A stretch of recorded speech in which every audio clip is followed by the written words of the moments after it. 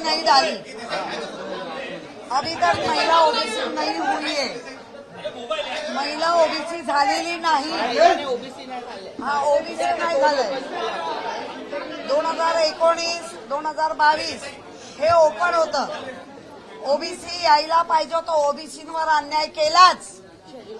तोपर्यंत निवडणूक व्हायच्या आधी शेड्यूल कास्ट किती असायला पाहिजे, आता त्यांनी नियम बनवला शेड्यूल कास्ट शेड्यूल ट्राइब 3 असायला पाहिजे, मगच म्हणजे तुम्ही जाणून बुजून शेड्यूल ट्राइबचे आमच्याकडे 2 उमेदवार आहे, तिथे तुमचा बृहन्मुंबईमध्ये तिथे तुमचा हा नियम लागतो।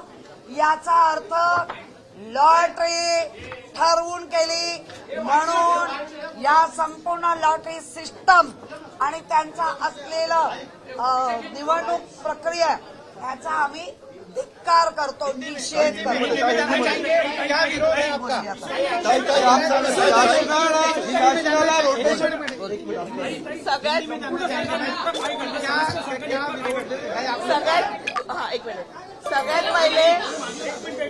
सगळ्यात पहिले त्या लोकांनी सांगितलं 3 किंवा अधिक जर एसटी सीट्स असतील तरच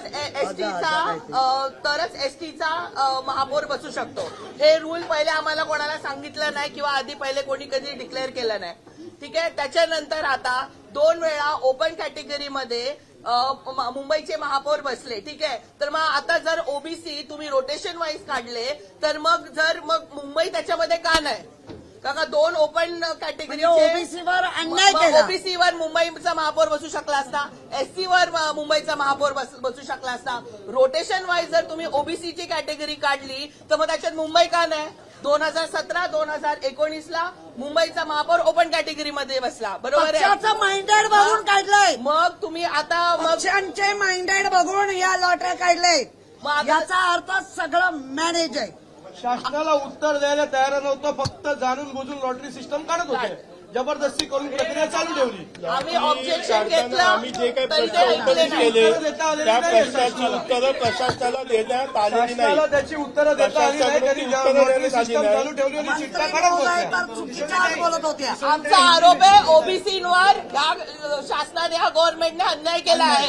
रोटेशन वर या लोकांनी ओबीसीचं काढलंय, ठराविकच 8 वॉर्ड ओबीसीचे काढले आणि त्याच्यात ओबीसीचं महिला आरक्षण देऊन टाकलं। आणि महत्वाचं म्हणजे आधी ओबीसी झालं नाही म्हणून आता ओबीसी मध्ये टाकलं, ठीक आहे। तर आता ओपन मध्ये मुंबई कशी आली? मग ओबीसी एसटी मध्ये आला पाहिजे होती, आणि एसटी तुम्ही आता मला सांगताय की 3 नगरसेवकच्या वर जर एसटी असेल तरच मग एसटीचा नगरसेवक, मग तुम्ही बाकीच्या सगळ्या समाजाच्या याच्यावर तुम्ही अन्याय करताय।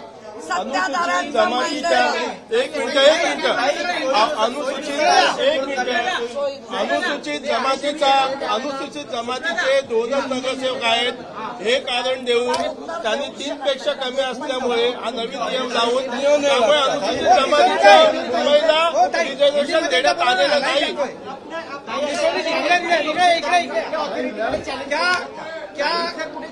आता आम्ही आमच्या पक्षाशी बोलो, या चॅलेंज मध्ये सत्ताधाऱ्यांच्या माइंडेडला बघून काढलेली लॉटरी सिस्टम आहे, याचा आम्ही धिक्कार करतो।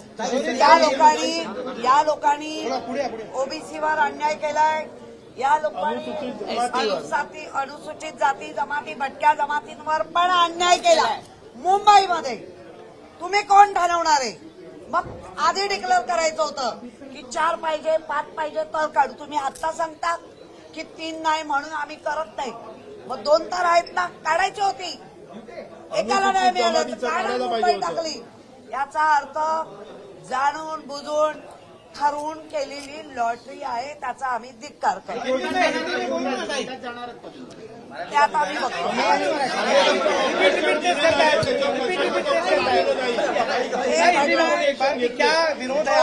जो मुंबई में अत्याचार हो रहा है, मुंबई में बहुत से ऐसे पाड़े हैं जिसमें भटकी जमात रहती है, मुंबई में ओबीसी रहते, उनका जो मुंबई डाल के चिट्ठी डालनी चाहिए थी वो नहीं डाली है।